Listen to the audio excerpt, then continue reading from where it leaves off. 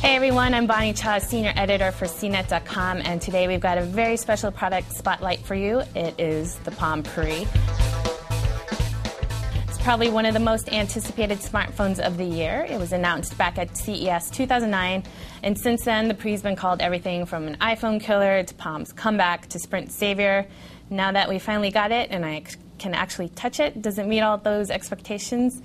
Say for the most part I'm pretty happy, but there are some disappointments as well. But I will start with some of the things I love about the Pre. First off, the screen is amazing. It's smaller than the iPhones, but I think it's sharper and more vibrant, and it's got multi-touch capabilities like the iPhone, so you can easily zoom in and out of pages by pinching your fingers together. You can also delete emails by swiping left to right on the screen. Plus, Palm did a really nice job with the user interface. The apps are organized really well, and the transitions between the menus are fluid. As far as physical design of the phone, it's really nice and compact and has a simple, elegant look. Some people have been worried about it being made of plastic and feeling cheap, but I think it feels pretty solid. The multitasking capabilities and notification system of the Palm WebOS is really what makes the Pre special, and it's one area where I think it beats the iPhone or any other smartphone on the market right now.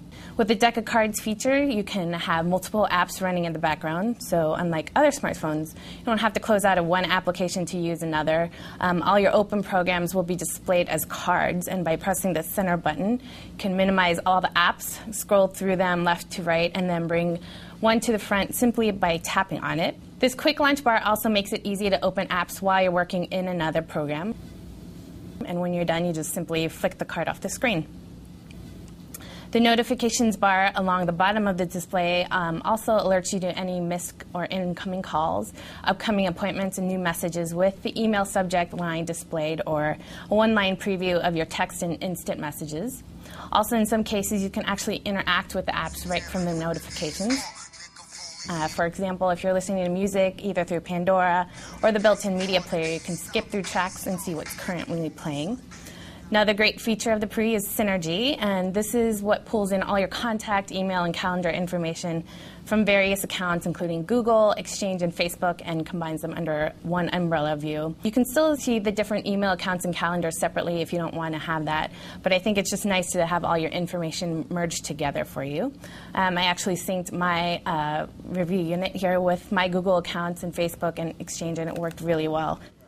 Now for some of the things I don't particularly like, starting with the keyboard. I'm actually a little torn on this because I'm one of those people who absolutely needs a physical keyboard, so it's great that it includes one, but it's also really tiny and cramped. And I've got small hands, and even I had problems typing on the Pre. But I would say, like anything else, you learn to make adjustments, and with more use, I felt more comfortable with it, and you could type faster. Still, I hope for future devices, Palm considers adding some bigger keys. Also, there's no on-screen keyboard right now, so if you happen to be viewing a web page, in landscape mode, there's no way to enter text, so you have to rotate the phone, slide open the keyboard, and then type, which seems like a big waste of time to me.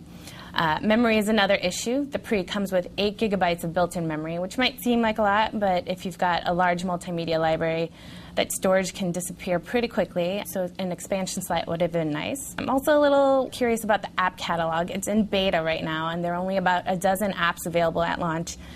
Palm's got a lot of catching up to do if it wants to catch, Apple's iPhone App Store as well as BlackBerry.